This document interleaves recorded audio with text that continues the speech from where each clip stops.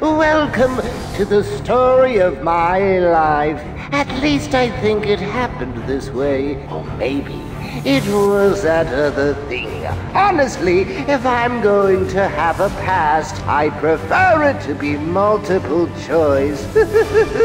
But I digress. Enjoy Nightwing's cool walkthrough of Batman Arkham Origins.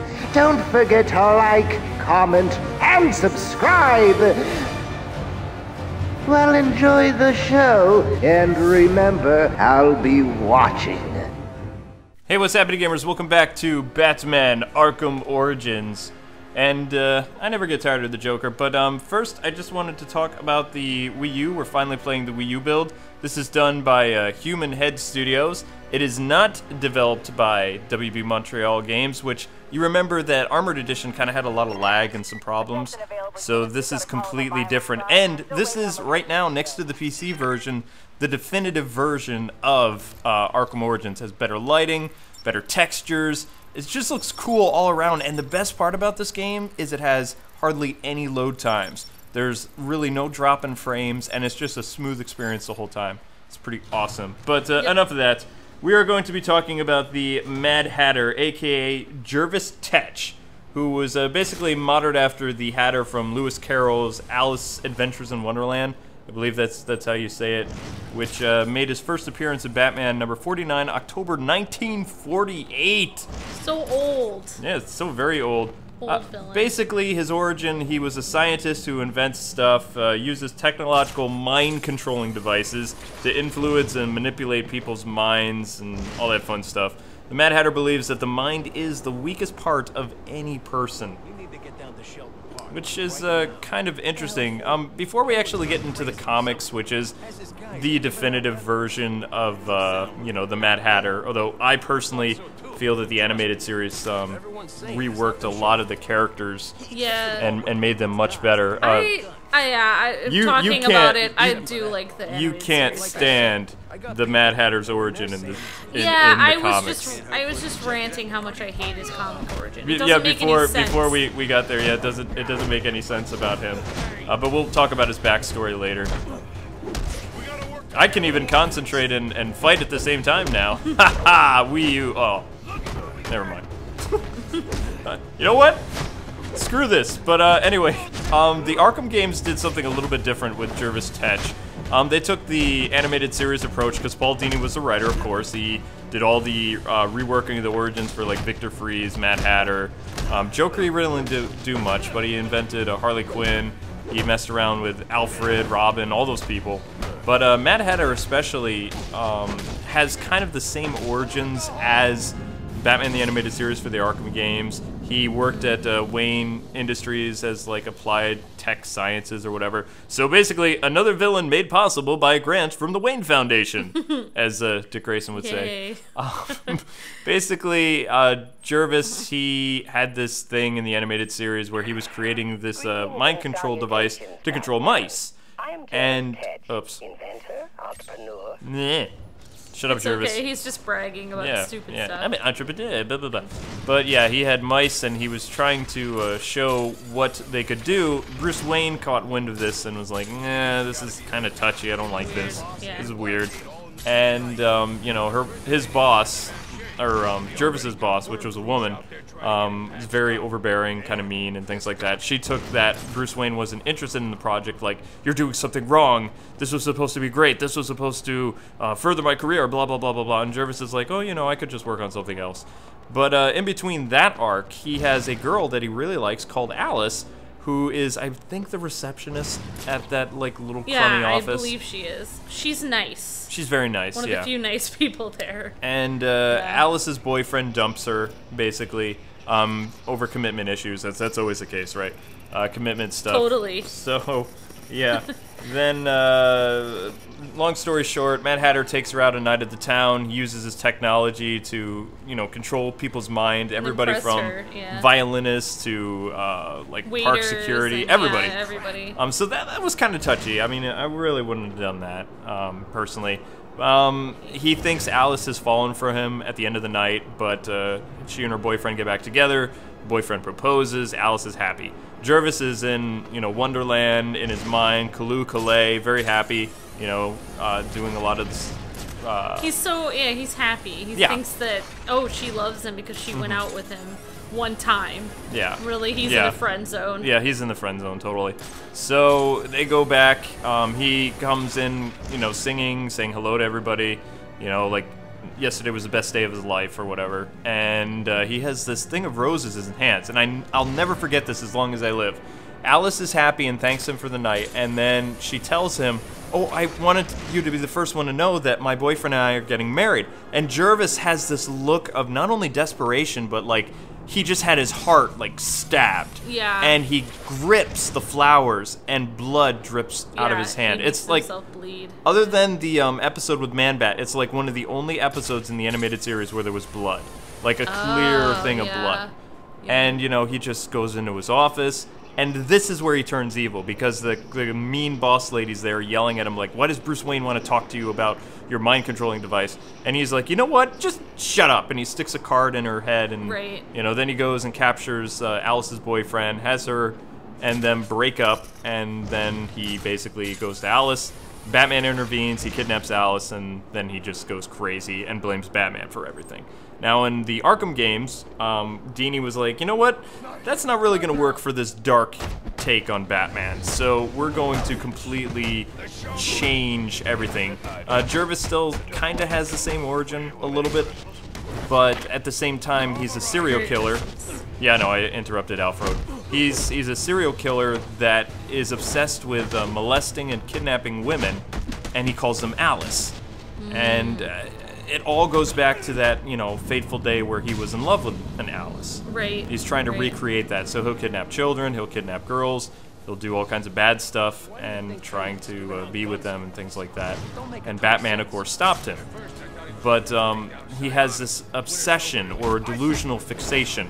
Paul Dini personally said that Mad Hatter in the Arkham games is a schizophrenic.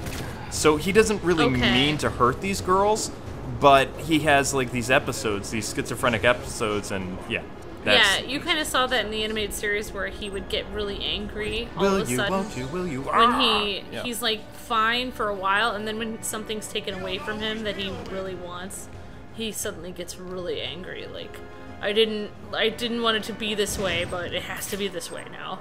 Yeah. Exactly. So in the comic books with Tetch, though, he had basically a fascination with hats, as well as, of course, tremendous fan of Alice in Wonderland and things like that. He's obsessed with both. The Arkham games, I feel bad for him because in Asylum and City, he was used by the mayor. He was used by Hugo Strange to kind of convince people to build Arkham City.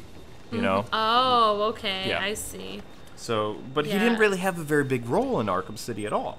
He did that one thing where Batman was kind of like hallucinating with the teacups, which was a bad time to do that because Batman was dying from, Joker's toxin poison blood. He's kind of a character that is extremely powerful, but doesn't get as much limelight. Just kind of like that episode Trial in animated series. Oh, beautiful episode. He was the reason why they were all able to escape, but no one really gave him credit for that. No. It's kind of the same thing in the Arkham games, where he was the reason why, they were able to do everything they could, but he's very powerful. I think that he's not, I don't know if he's really evil. He's not trying to be evil, he's just, people can use him.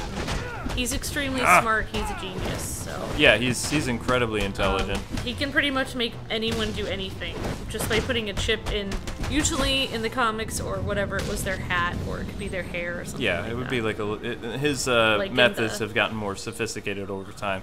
But like you were saying, how people use him, in the episode where Joker is trying to become a stand-up comic again, as Ricky Rimshot, he actually stole Mad Hatter's technology in order to gain control of the comics so he could win a stupid award. But at the same time, he fried Mad Hatter's brain. And then in the Batman the Animated Series, after an instance where our Batman, Bruce Wayne, did something to Jervis Tetch over time, he's basically catatonic now. He's an old man that has lost everything. Yeah. But yeah, we like talking about the animated Jervis Tetch because I like him better. I was really wrestling with it because the comics is just strange. He actually wasn't supposed to be a reoccurring character in the comics, but he came back. Just to cut you off real quick, this is the hat shop from Arkham City. Okay. Like it looks a little nicer, but we're not across the street from the museum. I don't even know where the museum is. We're in the Bowery. This is where the hat shop is, but I don't know where the Arkham City Museum is, where Penguin has his iceberg lounge and all that other stuff. But you actually went to the back of the hat shop in Crime Alley, like previously. Oh, okay.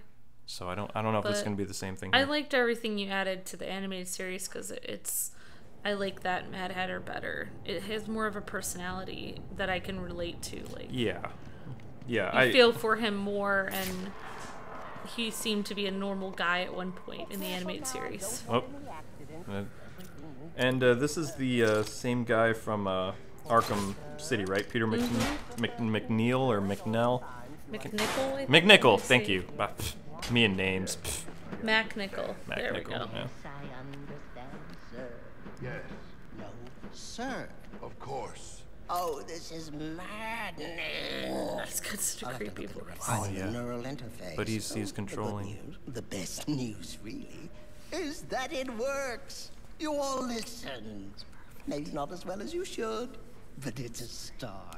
That's always been the trouble, though, hasn't it? No one ever wanted to hear what Jervis had to say. He might as well have been invisible. But now, now you'll have to pay attention, because you won't have a choice. Ah, yes, choice. Something that humans really, Before my guests arrive. He talks a lot. Yeah, he talks a lot. We'll get what we can in, but yeah. I mean, we talked about the good stuff with the animated series. So, well, yep, he invited me to his party. But anyway, I'm going to go through the backstory really quick because it's so dark. This was, of course, his 80s backstory because in the 1940s, which we'll talk about later, he just kind of appeared. But in the 80s, they rewrote him.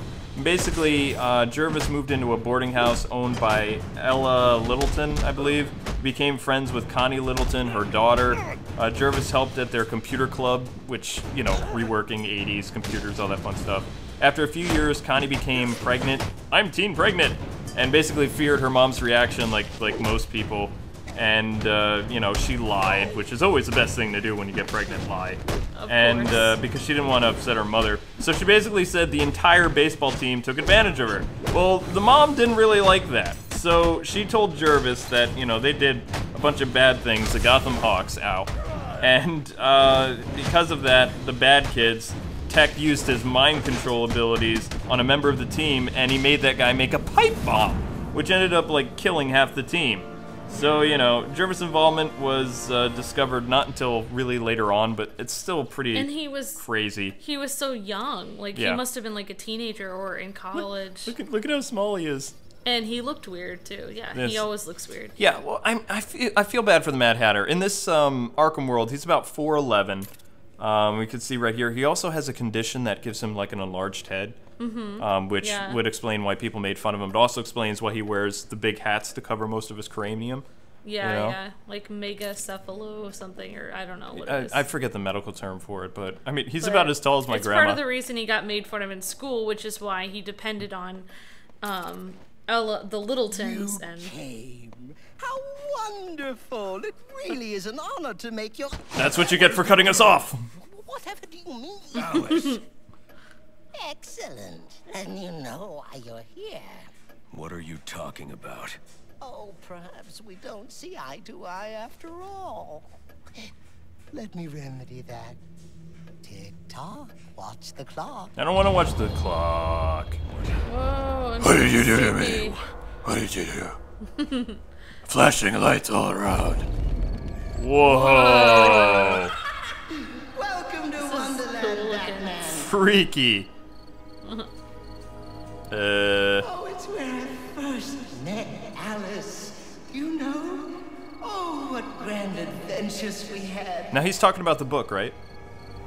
But then they took her from me. I think. Poor sweet Alice. Lost her alone.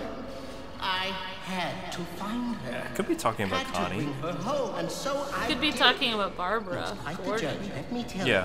but she's here again. He captured her with and me. thought of her as Alice. But I still think they're kind of citing Deanie's like incarnation. Yes, I think that's most likely because that girl's name was actually Alice. But it seems like they kind of messed things up though, because in Deanie's rendition, oh dude, come on! Can't even get a clear thought out. Shut up! Alright, okay. It wants me to use the Batarang here, but what am I supposed to hit? Anyway. Maybe the keyhole or something? I don't know. But yeah, what I was trying to say before he interrupted me was maybe the reason he depended on the crazy Littleton people, Ella and Connie and her daughter. Oh. Maybe because he doesn't have any friends, maybe he depended on them, but it still doesn't make any sense to me. No, it's a stupid origin. He's so intelligent, he could have gone anywhere. He was a super genius. He could have worked at any school. Why would Why would he just, like, depend on them and do what they say and, like, why wouldn't he check it into it himself to see if the Hawks were really behind that? For such a really smart guy, why would he get played by two women? Yeah. A pregnant teen girl and a mother. She doesn't seem like a mother who just like randomly tells people to make like children pay for something. I mean, like, really? Yeah. That woman seems really unstable. Yeah, that woman seems like a great woman to have. Like kids. she must be a terrible mom. Maybe that's Mother of the Year. Maybe that's the reason Connie ended up getting pregnant, because she didn't have a very good example. Yeah, probably. Like, I don't know. Not that getting pregnant is bad, but it's just like usually like Connie seemed like that wasn't a good time for her to get pregnant. Wouldn't we have time to install all this? Either I'm like totally tripping out like the Scarecrow Asylum levels, or like Mad Hatter has some like really freaky stuff under the hat shop. If so, where did it go? I think this is all in Batman's mind. Like kind of in that episode where Mad Hatter sends Batman, in the animated series of course, into an alternate reality where he gives him all the things that he ever wanted, with the catch that he leaves Jervis alone. He gives him whatever he wants. Oh, right. Yeah, that's a great episode. It's not real. Yeah, it's not real. The name escapes me. Perchance to Dream. Perchance to Dream, yeah. Emmy Award-winning episode. Deanie's work, I believe. It's a great episode, yeah. Oh, boy. Oh, dear. It seems you've gotten yourself all turned around. I kind of have. Which way's in, which way's out? Oh, dear, what is my route? Let's try this door. This one looks good. Oh, crap. No, that's not right. You're close! Just not. Okay. You know what? Fine. Stop making all your stupid references to that Alice in Wonderland book. Look at you running in circles. Oh. Just remember, left is right and up is down. Or was it right is down and left is up? You're confusing a dyslexic, okay? Whoa. Which way? I think he knows your weakness, K-Wing. You better watch out. He knows my weakness. But anyway, let's go into the recourses of my mind. In his first appearance, he basically tried to steal a trophy from the Gotham Yacht Club, but was foiled by the Batman in 1948, issue 49. And then he was sent to Arkham, which they did have Arkham Asylum back then. Yeah, well, he didn't reappear for 10 years. Yeah, so... Well, yeah, was it 1948 until the 1980s isn't 10 years. Oh, wait, no, he was in the Silver Age, too, wasn't he? Actually, I believe he had an imposter who was in the Silver Age. Oh, okay, yeah, the guy who was in the Adam West show. Yeah. Yeah. Actually, yeah, okay, yeah. The guy who was based on Wormwood, like in the animated series? I think so, yeah. The guy obsessed with the cowls and hats and puzzles. Yeah. But no, the Mad Hatter didn't appear in the Bronze Age at all. He didn't appear until issue 510. And I know the 500s are DC's 80s run, because I had a lot of books from like 500 Batman and things like that. And I remember Tim Drake being like around issue 600, something like that. Yeah, and in that issue where he reappears, he's captured Lucius Fox. And he wants all of Lucius Fox's vast knowledge for himself, so he tries to copy it. But he's foiled by Batman. You think that he dies, but he lives. Whoa.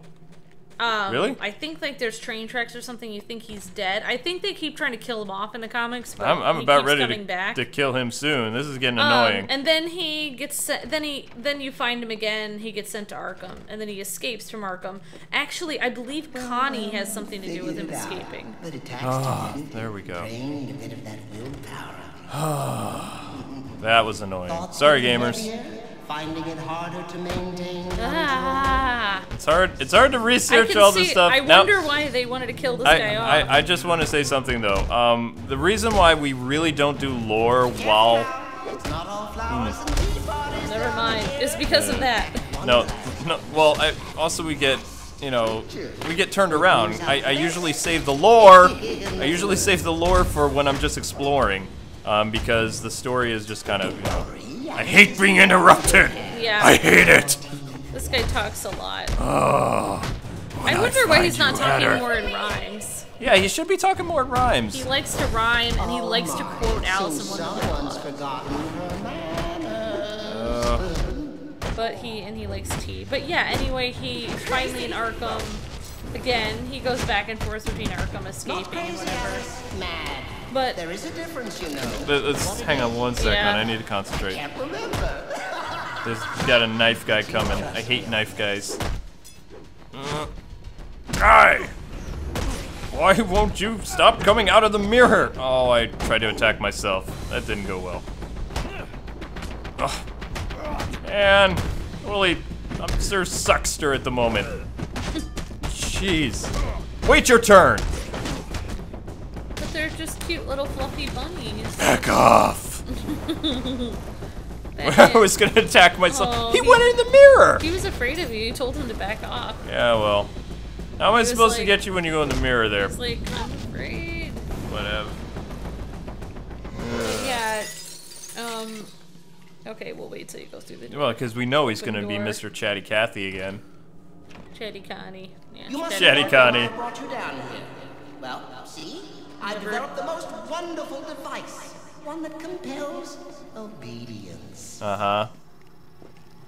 Now with weaker minds, Oh, it's quite come on. easy to stick my This guy likes to hear creation on himself their heads, and just like that, they're under my control. Okay, let's try battering. Stronger-willed individuals, however, require a bit It's not working. breaking in. No, I don't know why I thought that would work. And this, my friend, brings us to the here and now. Sonic battering won't You work. What are about my this? Humpty Dumpty. Maybe there's something up with that picture. Your mind is shattered. No. And when I put the pieces back together, It's creepy looking. He looks like Johnny Depp in that picture. Whoa. Johnny Depp looked creepy in Alice in Wonderland. Let's but try the explosive gel. Johnny Depp's backstory Boom, was baby. way better than his, though. Oh yeah, of course. Where, like, he had people, What? like, Are those spoons? yeah. Whoa! Spoon! Maybe that has something to do with mind bending, you know? Oh yeah, spoon- mind I don't bending know. spoons. Yeah, totally. But yeah, what I think is really interesting is after he finally escapes from Arkham for the last time, he creates this weird, he finds this mansion that someone got murdered in. Oh, great. And he kind of sets up shop there, and then like kids that need a place to live, he lets them live there in return that they dress up like Alice in Wonderland did you know time moves characters. in 7 different directions here, but you've stuck to just one? Forward, always forward? Oh, how boring. Talking rhymes. So why don't we try moving back? Uh-huh. Why don't we try some duct tape on your mouth? But, yeah, Yeah, and then that's actually the closest thing to that Alice story in the animated series is in the comics. Barbara Gordon actually gets in trouble, and he actually rescues her. Really? But then he takes her to his mansion. Okay, I didn't know that. Yeah, he rescues her from these people that were gonna, like, molest her or whatever. Wow. When she was trick-or-treating. That's dark. That is so wrong. Like, how... Wow. Okay, I'm just thinking, like, how young is she trick-or-treating? And, like, Tell me what you see. never mind. I don't even... Oh, crap. No, no, no. No, no, no. I did not... I hope it scares you to pieces. No, you didn't scare me to pieces, but you, like... Stop being a But jerk. yeah, I mean, he expects her to be Alice. Like, he takes her there and he's like, oh, you should be, kind of like, expects her. Like, she would be thankful and be his Alice. Tell me, is it scary? dress up in the costume and to drink the tea. Don't drink the tea, kids. Which makes all the kids like sedated. Just repeating dialogue. Oh, did you see the cards in the floor just a second ago? That was a nice touch. Yeah, but just like in the cartoon. Oh yeah. Upside down and inside out and wrong. You're wrong. Just You're like annoying, in the cartoon, annoying. when Barbara Gordon will not drink the tea, she refuses. He gets angry and he's about to like start beating her up. Whoa. But a kid escapes and gets Batman's attention. Batman and also Commissioner Gordon, and they both save her. Ah, so it's like dynamic duo with the old guy. Exactly. All right, okay, so that broke that. Now what am I supposed to do? Working gears. The gears of my mind are... Wait, no, that's not gonna fail. I wanted to select the remote claw. Come on! Work with me, game! Stop making me look dumb. Also, there's a comic that's kind of similar to Trial, where all the inmates break out, and he invites them all to a tea party, and I believe he wants Batman to come to the tea party as well. What is and this? Robin. Stop it! Stop it right now! Which Robin? There's no winning. I don't know. You, I'm in control. You play by my rules. You and Alice both. Do as I say. Do as I say right now. I don't want to. You're not my friend anymore. I don't want to come to your stupid party. And then later on, there's a comic that you think is kind of interesting with Dick Grayson. Oh, yeah, the Robin Year One. Which is kind of similar to his obsession now in this thing. Well, I mean, I wouldn't say it's really Robin Year One. It was, more people didn't really grow up with Dick Grayson as Robin. We grew up with Dick as Nightwing, leader of the Teen Titans, or the New Teen Titans, or whatever. And there really weren't that many interesting stories. But there were a couple that really stuck out to me, like the Mad Hatter one, for instance, where he went to Dick's school and he was trying to kidnap these girls for some guy named Generalissimo or whatever, who was, sounds like a freakazoid name. It's like, I am Generalissimo. Yeah. Yeah. Exactly. But it does sound like how he controlled the girls' minds to get them into this brothel and all this other stuff is he took command of their Walkmans. Yeah. The Sony Walkmans. Walkmans are evil.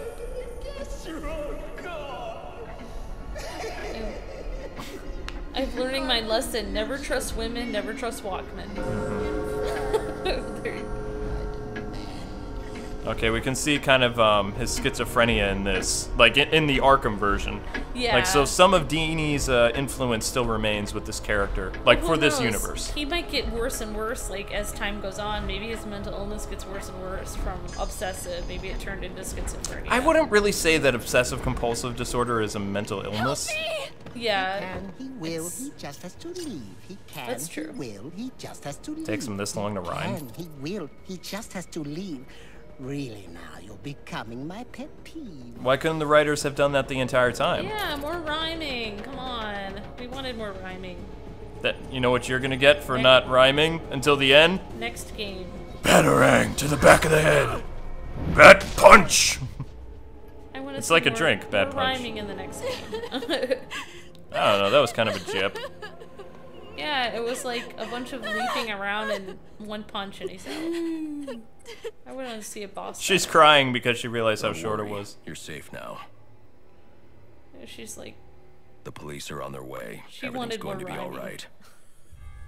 No, it's not. Huh? I think she means it's not because she's gonna be scarred for life, maybe. Scarred for life, what did he do? I don't know. He made her dress up as Alice, and I don't know. Well, he did threaten her with a knife, but... Yeah, Look at just, what happened to Batman when he was threatened with a gun. Just getting back to the whole Dick Grayson thing, too, especially with the New 52, Dick Grayson is not dying, by the way. He is going to appear in issue number not 127, number 27 this January, where he will be facing the Mad Hatter. Now, whether there's some connection to Robin's past with the Mad Hatter, we don't really know, but the Mad Hatter is coming in January, and he's going to do some stuff against Dick. And it's kind of interesting because in the rewritings of some Robin stories, like some popular ones, the Mad Hatter, I wouldn't really say he was like a Robin villain, like Crazy Quilt or things like that, but he definitely did mess with Dick, even as his time as Nightwing pre-52.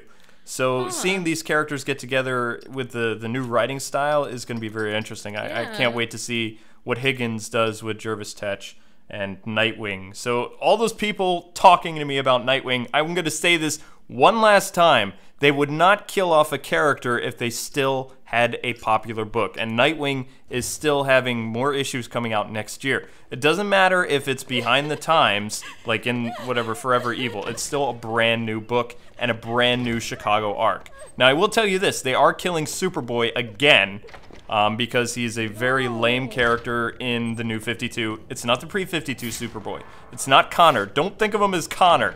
But they are killing him off again. Sadness. So there you go. So yeah. And yeah, I mean that's pretty much it. Yeah, There's more. There's some more, but the Mad Hatter was almost in a film. Oh Joe yeah, Schumacher. I forgot about this. Yeah, Wait, he was originally intended to be the villain in Batman Forever, and the reason why a lot of people discovered this too is because the Riddler is trying to steal men's minds. He's like trying to mind control them to get what he wants. Now that's not really the Riddler's MO. He uses puzzles. He likes to test people's thought process. He doesn't like to take over people's minds and make them puppets. Yeah. And that is exactly what the Riddler did in Batman Forever, where Two-Face and him were like sucking up the brain juices of people. Yeah, that's not his character at all. Now, there's a lot of rumors and rumblings going around. Not only was Robin Williams picked to be the Joker originally, but he was also approached to play the Mad Hatter, which I think would have been pretty cool, actually. He could have done a really good job.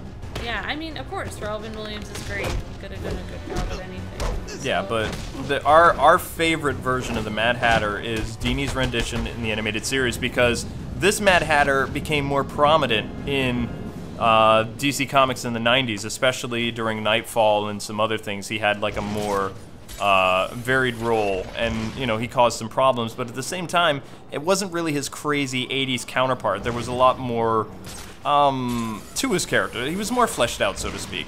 There was more to him that made him not necessarily more relatable, but it wasn't as weird. Wait, is this a museum? It made more sense. Yeah, it made more sense. It didn't make any sense how... It just didn't even make any sense to me. Like, I just kept saying, like, it's so dumb, like, the comic backstory. I mean, I didn't actually read the comics, but it just doesn't make any sense how some guy that smart could just get manipulated by two average people. Yeah. Just because he doesn't have any friends. It doesn't make any sense. He could have made friends anywhere. Like, I don't know. It's just... Exactly. And the thing that I didn't like about the whole Nightfall thing, and this is why I really don't like the Arkham Origins Batman, or whatever this is, because to me, this Batman feels like the 90s extreme Jean Paul Valley Batman. One who doesn't show restraint, he doesn't care about, you know, the criminal, or you know, anybody but himself, really. You know, his parents died, he's a very angsty superhero. And Jean Paul Valley was just kind of power crazy. This Batman, to me, he just, like, he seems very, like, power driven. Like, he's hungry for vengeance, and he's not really thinking. So, when Jean Paul Valley and Mad Hatter crossed paths, Jean didn't really show the Mad Hatter the same courtesies that our Batman, Bruce Wayne, did, or even Dick Grayson when he was Batman. He really, really took it to the Hatter. Wow. So most of Batman's rogues were not really fortunate to run into Jean Paul Valley when he was Batman. And, you know, so, yeah, but... that's basically going to do it for this episode, folks. We hope you've enjoyed it. Like I said, lore is usually done when the game is all wrapped up, when the story's completed, so we just do like a story walkthrough. But we're trying something a little bit different. It's kind of cool, but also it's annoying when the Mad Hatter talks through the whole thing. And when characters in general interrupt you, monologuing, those supervillains and their monologuing.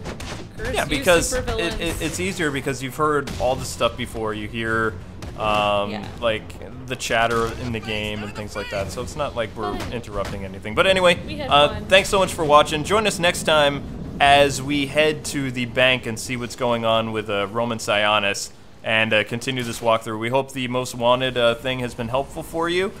Just the doors, I'm sorry I wasn't able to really get that well, but you know, I'm only human. This is all blind, and I hope you guys love it. Thanks so much for taking the time to watch. Joker, take us out, and we'll see you guys next time. See ya. Well, that's the end of this video. Who's up for Chinese? Seriously though, make sure to like, favorite, and share this delicious video. Unless, of course, you like being wrapped in plastic and left in the gutter. Oops. Sorry, a force of habit.